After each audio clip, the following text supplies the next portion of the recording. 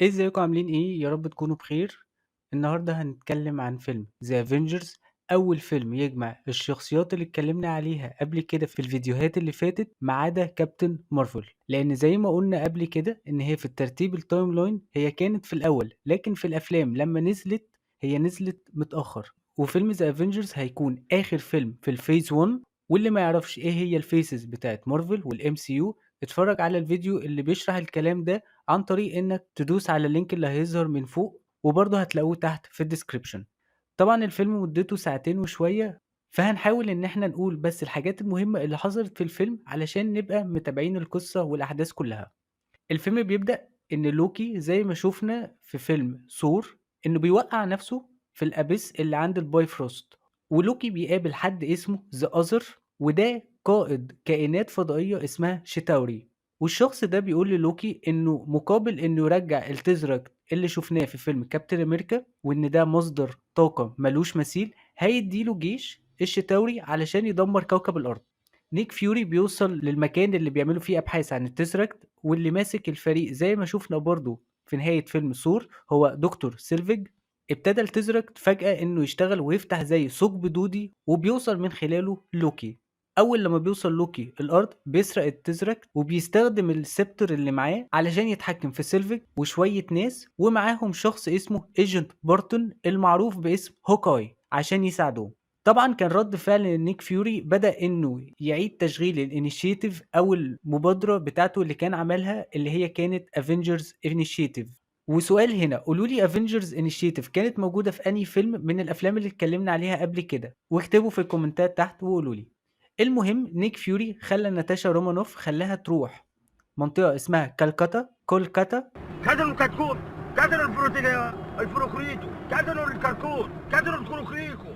علشان تقنع بروس بانر انه ينضم ليهم عن طريق انه يساعدهم انه يتتبع اثار التزركت اللي سرقه لوكي، عن طريق ان هو يتتبع اشعة جاما اللي بيطلعها التزركت. فيوري كمان بيروح يكلم ستيف روجرز علشان يرجع التزركت، وكولسون بيروح لتوني ستارك علشان يخليه يشوف ابحاث سيلفيج. لوكي في نفس الوقت كان في ستاتجارت، دي منطقة في ألمانيا، وكان معاه بارتون علشان يسرقوا حاجة اسمها الإيريديوم، وده عنصر علشان يثبت طاقة التسركت. وهناك في ألمانيا كابتن أمريكا وناتاشا رومانوف وأيرون مان بيواجهوا لوكي، وبينتهي الموقف إن لوكي بيستسلم لهم.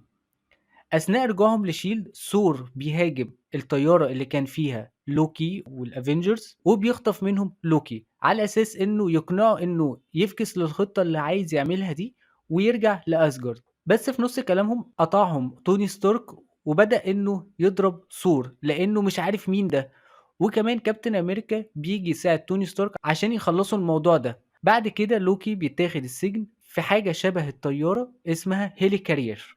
مشكلة مجموعة الافنجرز انهم كانوا عندهم وجهات نظر مختلفة، فازاي يحلوا موضوع لوكي؟ وكمان عرفوا ان شيلد بتعمل ابحاث عن التسركت واسلحة طبعا قوية جدا كنوع من انواع الحماية ضد الهجوم ضد اي كائنات فضائية. وهم بيتناقشوا، الناس اللي كانت مع لوكي بيهجموا على الهيلي كارير وبيضربوها.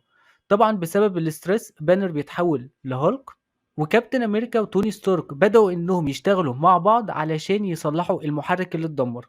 وثور حاول انه يهدي هالك ويوقفه عند حده.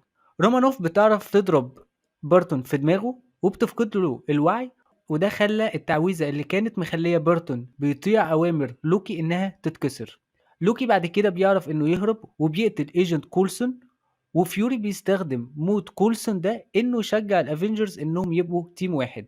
لوكي بعد كده بيعرف انه يشغل التسركت ويخليه زي وورم هول او ثقب دودي فوق برج توني ستارك عشان يخلي الجيش الشتاوري يبدأ الغزو بتاعه.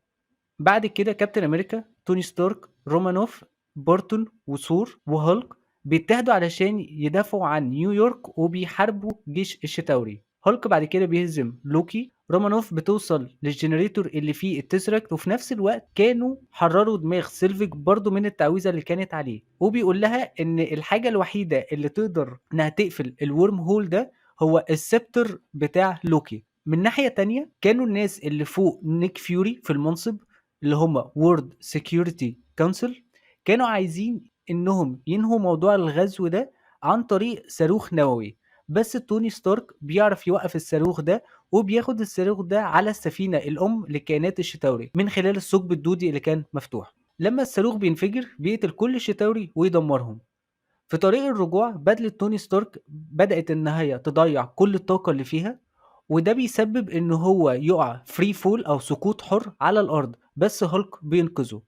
بعد الأحداث دي كلها ثور بياخد لوكي والتزركت لأسجارد علشان هناك لوكي هيتحاكم. الفيلم بيخلص على كده. الفيلم ده فيه 2 اندنج سين. أول واحدة إن بيظهر ذا أذر اللي احنا شفناه في أول الفيلم، وبيقول لقائده عن فشلهم في هجومهم للأرض، والقائد ده بيبتدي إن هو يظهر اللي هو سانوس، وطبعا احنا هنعرف مين هو سانوس بعد كده في الأفلام اللي جاية. الاندنج سين التانية بعد ما بيخلصوا الضرب في نيويورك الافنجرز بيروحوا ياكلوا شاورما.